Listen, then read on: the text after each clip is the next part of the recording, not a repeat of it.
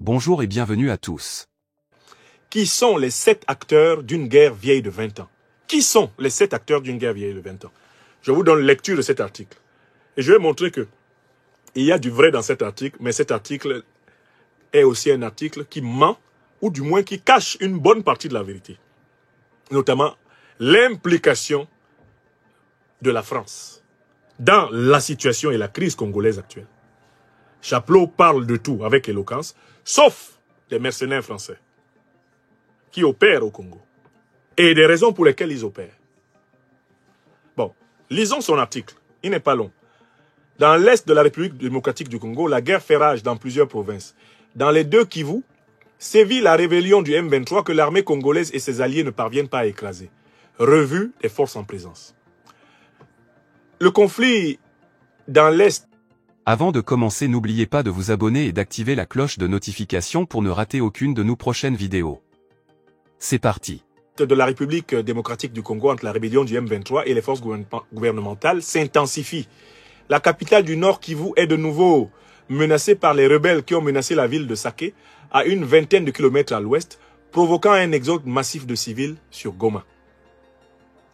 Le M23 est incontestablement appuyé par des unités de l'armée rwandaise, Rwanda Defense Force, RDF, affronte l'armée congolaise, FARDC, qui est, elle, associée à des groupes armés d'autodéfense, aux mercenaires de 2 sociétés militaires privées étrangères et au casque bleu de la MONUSCO, la mission onusienne qui est sur le départ. Vous avez entendu, les mercenaires de 2 sociétés militaires privées étrangères. On ne veut pas nous dire de quel pays ils viennent, mais ce sont des mercenaires français. 2000 mercenaires français. Donc plusieurs anciens légionnaires. La Légion française étrangère, elle a déversé une bonne partie de son personnel dans les troupes de Tshisekedi. C'est important qu'on le sache. Maintenant, on avance. Première force citée, le M23. En 20 ans, les rebelles du mouvement du 23 mars M23 ont déstabilisé les 2 provinces du Kivu et permis le pillage des ressources naturelles locales. Ils ont permis le pillage des ressources naturelles locales. C'est-à-dire qu'on sait que le M23 attaque le Congo pour pouvoir ramasser les richesses naturelles. Mais par où les richesses naturelles sortent? Puisqu'elles ne sortent pas par Kinshasa. Elles sortent par Kigali. C'est le Rwanda qui est devenu, dans la partie est du Congo, le principal exportateur des richesses congolaises. Écrivez ça. On continue. Le M23 a été créé à la suite des guerres du Kivu à partir de 2004. Il est composé d'ex-rebelles du CNDP, réintégrés dans l'armée congolaise à la suite d'un accord de paix signé le 23 mars 2009 avec Kinshasa. Une partie de ces rebelles se sont mutinés en avril 2012. Ils ont même réussi à prendre brièvement en novembre le contrôle de Goma, la capitale du Nord Kivu. Défaits au début de l'année 2013 par l'armée congolaise et une brigade d'intervention de l'ONU, ils ont cessé le combat en novembre la même année. Mais le M23 a repris les armes en 2021, reprochant à Kinshasa de ne pas avoir respecté les accords sur la démobilisation et la réinsertion de ses combattants. En 2022, les rebelles ont réussi à prendre la ville de Bunagana, frontalière de l'Ouganda. L'Ouganda est aussi un pays qui exporte les richesses du Congo. Et à contrôler les échanges commerciaux aux postes frontières locales. Vous avez toujours compris, quand ils attaquent, c'est pour voler. Et en complicité avec le Rwanda ou l'Ouganda. Le Rwanda et l'Ouganda. Récemment, les rebelles se sont emparés des larges portions du territoire au nord de Goma, capitale provinciale du Nord Kivu, provoquant d'importants déplacements de population. Est-ce que c'est clair? Deuxième acteur cité par Philippe Chapelot, le Rwanda. Le mouvement du M23 est considéré par Kinshasa et l'ONU comme soutenu activement par le Rwanda qui dément. En particulier, la RDC accuse le Rwanda et ses supplétifs du M23 de vouloir faire main basse sur les minerais de l'Est congolais. Les rebelles affirment de leur côté défendre une frange menacée de la population et réclament des négociations que Kinshasa refuse puisque le régime congolais exclut de discuter avec des terroristes. L'implication rwandaise est un secret de polichinelle. La RDC a publié en novembre 2022 un livre blanc que je possède, un livre d'une 60aine de pages qui documente vraiment les preuves de l'implication rwandaise, qui détaille et documente l'agression avérée de la République démocratique du Congo par le Rwanda et sur les crimes internationaux commis dans ce contexte par Rwanda Defense Force et le M23. Le conflit dans l'est de la République démocratique du Congo aurait fait plus de 2,3 millions de déplacés selon Kinshasa. Un autre document onusien révèle qu'un missile sol-air présumé des forces de défense rwandaises, RDF, a visé le mercredi 7 février sans l'atteindre un drone d'observation des Nations Unies. Ce missile aurait été tiré depuis un véhicule blindé dans une zone contrôlée par le M23. Des renseignements externes provenant de France confirment que le véhicule blindé de type WZ-551, équipé d'un système de missiles sol-air, est rwandais. Ajoute ce document dans lequel la mission des Nations Unies en RDC pointe une escalade des forces conventionnelles engagées dans le conflit. Troisième force en présence, les FARDC, Forces armées régulières congolaises. Elles ne parviennent pas à juguler l'insécurité dans l'est du Congo. Dans le Kivu, elles s'avèrent même incapables de contenir les avancées du M23, dont les effectifs sont mal connus, mais généralement estimés à quelques milliers d'hommes, incapables de l'emporter sans un soutien extérieur. Le problème est que les FARDC sont dans la même situation et font preuve d'un manque d'efficacité chronique et d'une volonté offensive pour le moins réduite, c'est-à-dire ils n'attaquent pas. C'est pourquoi Kinshasa a dû se résoudre à des aides extérieures. En 2022 et 2023, Kinshasa avait reçu le secours d'une force envoyée par les États d'Afrique de l'Est, Kenya, Burundi, Soudan du Sud et Angola. Cette force était déployée à Goma en novembre 2022, mais la RDC n'a pas renouvelé le mandat de la force régionale qui s'est retirée du territoire congolais en décembre 2023. Donc, le Kenya, le Burundi, le Soudan du Sud et l'Angola, qui avaient commencé à aider la RDC leur a demandé de partir. Et ils sont partis. Mais qui reste? Les mercenaires français, les milices et les FARDC. Quatrième force. La force de la communauté économique des États d'Afrique australe.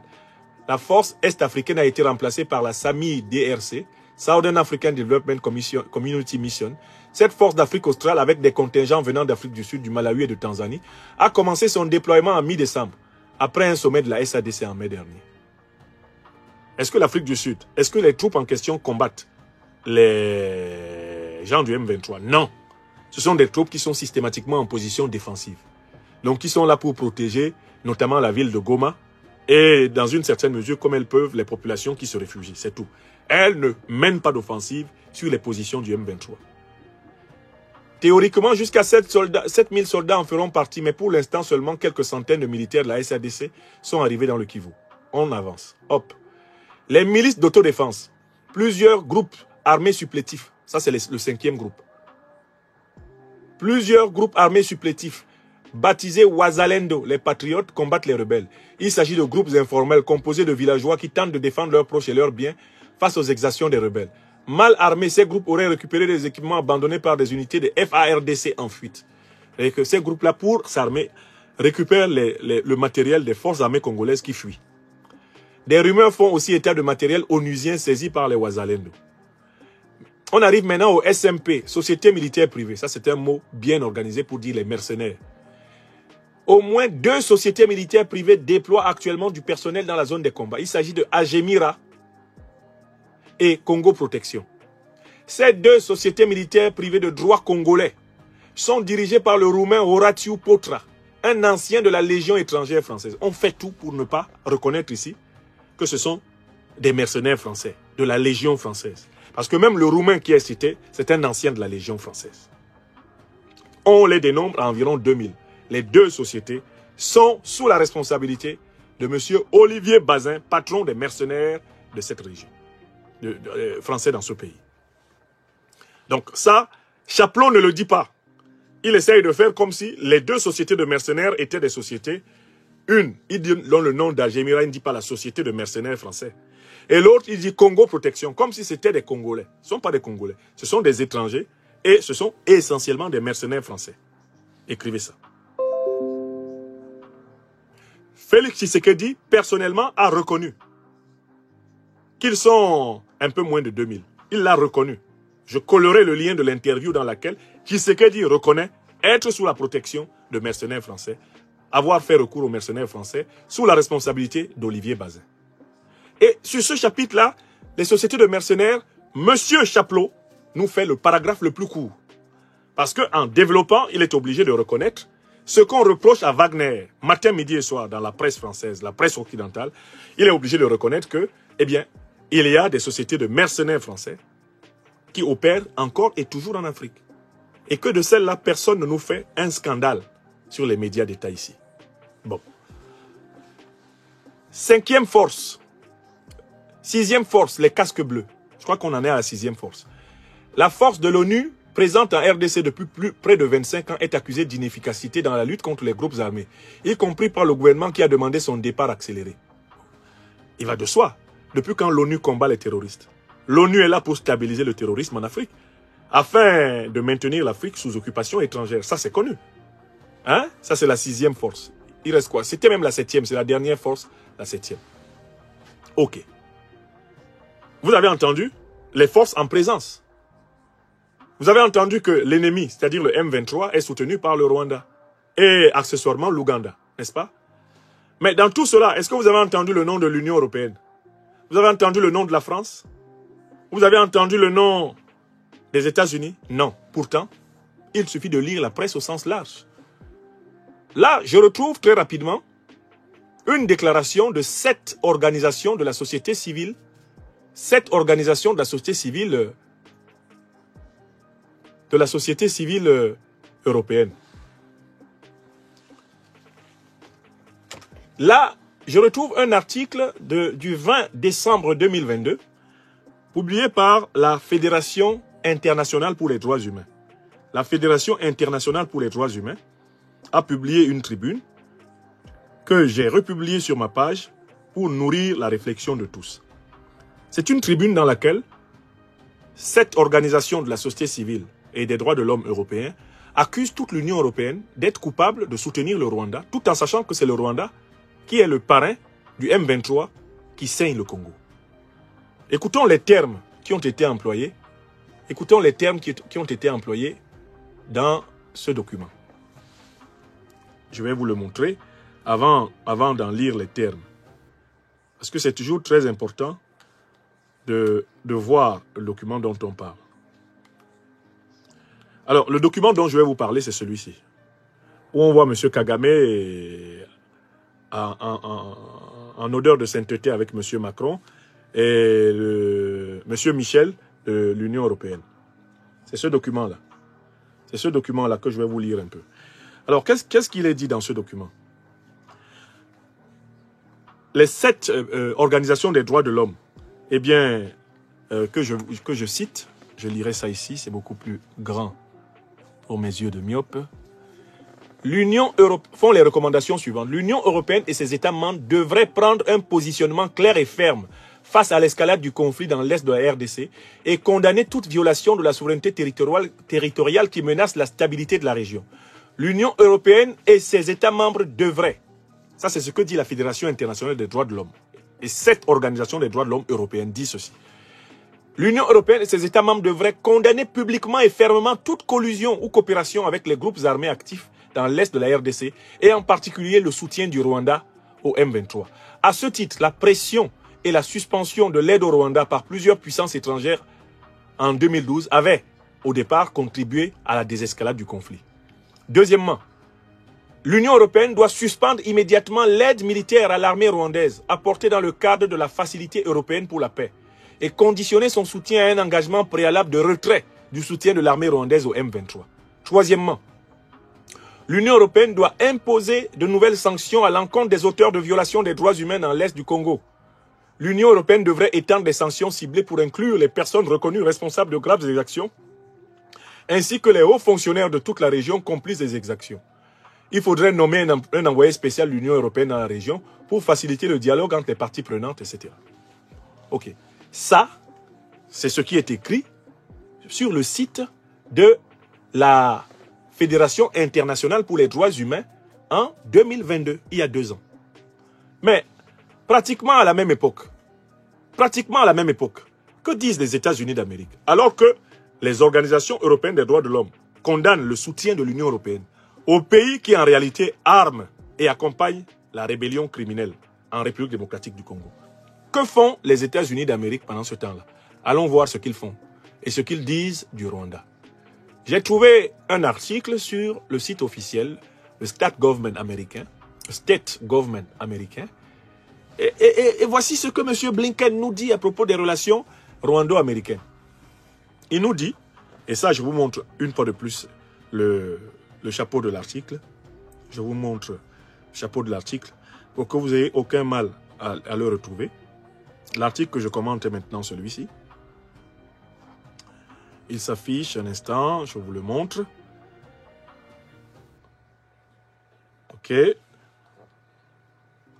Bon, c'est cet article-là qu'on trouve sur le site du département d'État. Que dit l'article? Les États-Unis et le Rwanda, des partenaires stratégiques. L'article dit quoi?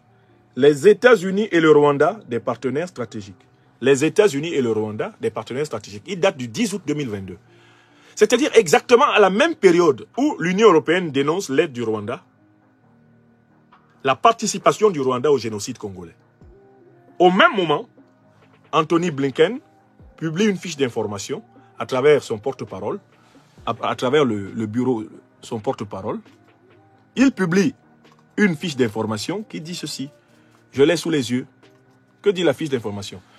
Le secrétaire d'État Anthony Blinken se rendra au Rwanda le 11 août, où il rencontrera les plus hauts responsables et membres de la société civile. Les États-Unis et le Rwanda coopèrent sur des priorités mondiales et régionales, notamment la fin de la phase aiguë de la pandémie du Covid-19, l'investissement dans les systèmes de santé, la lutte contre la crise climatique, le soutien aux énergies propres, la sécurité, la production alimentaire, le retour à une croissance économique et à un développement mondial plus inclusif, ainsi que le renforcement de la démocratie, de la sécurité et du respect des droits humains. 2 fois la sécurité. C'est-à-dire qu'au moment où le monde entier documente très clairement la participation active du Rwanda à la déstabilisation du Congo, la provocation de déplacements massifs de population, la provocation de milliers de morts, et ça depuis 20 ans, les États-Unis n'ont eu de cesse d'accroître et de densifier leurs relations avec le Rwanda. Qu'est-ce que vous en déduisez? Qu'est-ce que vous en déduisez? Vous en déduisez de manière évidente que l'Union européenne, c'est la totalité des pays pratiquement du continent européen, soutient le Rwanda. Les États-Unis soutiennent le Rwanda. Le Rwanda soutient le M23 pour déstabiliser le Congo. Le Rwanda et l'Ouganda sont devenus grands exportateurs de diamants, d'or, d'uranium, de cobalt, de cuivre. Toute richesse qu'on ne trouve ni dans le sol ougandais, ni dans le sol rwandais. À qui vendent-ils cela? Aux grands groupes industriels européens et américains. Qu'est-ce que l'Africain et l'Africaine, un temps soit peu réfléchi, doit comprendre?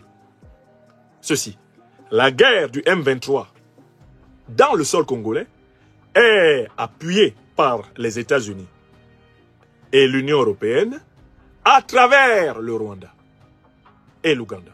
Je recommence. C'est-à-dire que la moindre réflexion, dès que tu commences à réfléchir un tout petit peu, tu dois écrire ceci dans ton calepin. La guerre du Congo est financée par les États-Unis et tout naturellement leur satellite, leur allié naturel, la Grande-Bretagne, et l'Union européenne à travers le Rwanda et l'Ouganda. Car si les États-Unis et l'Union européenne ne voulaient pas que le Rwanda soit en capacité d'aider le M23 à déstabiliser le Congo, ils priveraient le Rwanda de leur coopération multiforme. Écrivez ça. C'est une question de... C'est-à-dire que je ne sais même pas comment. Je vois encore certains de mes frères et sœurs congolais qui sortent ici sur les réseaux sociaux et qui ne veulent pas comprendre qu'à partir du moment où ils ont à Kinshasa un dirigeant qui coopère avec les États-Unis, qui coopère avec l'Union européenne pour combattre le M23, cela veut dire que le peuple congolais est pris dans un marché de dupes. Parce que la même Union européenne, les mêmes États-Unis, la même Grande-Bretagne prétendent coopérer avec le gouvernement de la République démocratique du Congo pour l'aider à faire face à la déstabilisation du Congo dont ils sont coupables à travers le Rwanda et l'Ouganda. Vous n'avez pas reconnu la méthode du pompier pyromane qui a été utilisée au Sahel contre le Mali, le Burkina, le Niger, le Cameroun, le Nigeria? Africains ici rassemblés. Vous êtes plus de 10 000 personnes en direct de cette émission. Plus de 5 200 sur YouTube. Vous êtes maintenant près de 5 000. Vous êtes près de 5 000 sur Facebook. Vous êtes maintenant près de 1 000 sur TikTok. On est pratiquement 11 000 personnes en direct. Est-ce que vous ne reconnaissez pas que c'est exactement le modèle de la déstabilisation du Sahel qui est appliqué en République démocratique du Congo. Pourtant, il y a encore quelques partisans éhontés de Tshisekedi qui se promènent sur les réseaux sociaux pour dire que Tshisekedi est un patriote. Mais de quel patriotisme Tshisekedi est-il responsable? À partir du moment où il combat, nous dit-il, le M23, en s'appuyant sur l'aide de ceux qui arment le M23. N'oubliez pas de vous abonner et d'activer la cloche de notification pour rester informé de nos prochaines vidéos. Restez à l'écoute pour les développements passionnants à venir.